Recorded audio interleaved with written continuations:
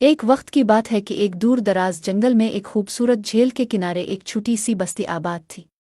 اس بستی کے لوگ محبت، امن اور سکون کے ساتھ اپنی زندگی گزارتے تھے۔ بستی کے قریب ایک پراسرار پہاڑ تھا جس پر ایک ظالم جادوگرنی رہتی تھی۔ وہ جادوگرنی بے حد طاقتور تھی اور اس کا دل پتھر جیسا سخت تھا۔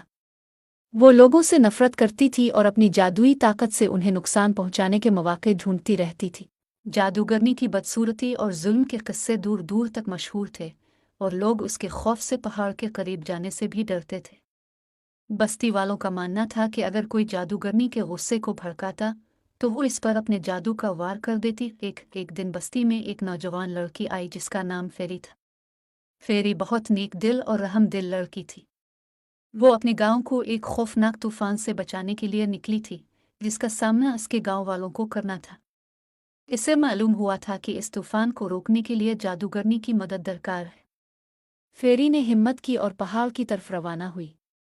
بستی والوں نے اسے روکنے کی کوشش کی لیکن فیری کے دل میں عزم اور ہمت تھی۔ وہ پہاڑ پر چڑھ گئی اور جادوگرنی کی غار تک پہنچ گئی۔ جب جادوگرنی نے فیری کو دیکھا تو اس نے ایک زوردار قہقہا لگایا اور کہا، کون ہے جو میری غار میں آنے کی جرأت کر رہا ہے؟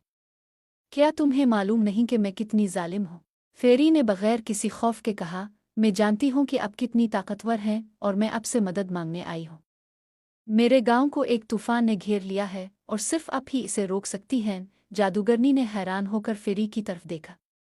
اتنے برسوں میں کسی نے بھی اس سے مدد مانگنے کی جرأت نہیں کی تھی۔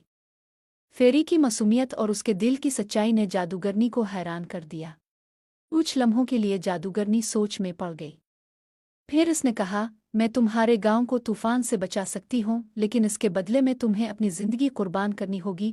فیری نے کچھ دیر کے لیے سوچا، پھر اس نے کہا، اگر میری قربانی سے میرے گاؤں کے لوگ بچ سکتے ہیں تو میں اپنی جان دینے کے لیے تیار ہوں۔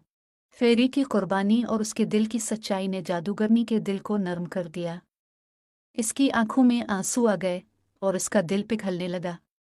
اس نے فیصلہ کیا کہ وہ فیری کی جان نہیں لے گی بلکہ اس کی مدد کرے گی۔ جادوگرنی نے اپنی جادوئی طاقتوں کا استعمال کیا اور طوفان کو روک دیا۔ اس کے بعد اس نے فیری سے کہا، تمہاری ہمت اور قربانی نے میرے دل کو بدل دیا ہے۔ اب میں لوگوں کو نقصان نہیں پہنچاؤں گی بلکہ ان کی مدد کروں گی۔ فیری نے جادوگرنی کا شکریہ ادا کیا اور واپس اپنے گاؤں چلی گئی۔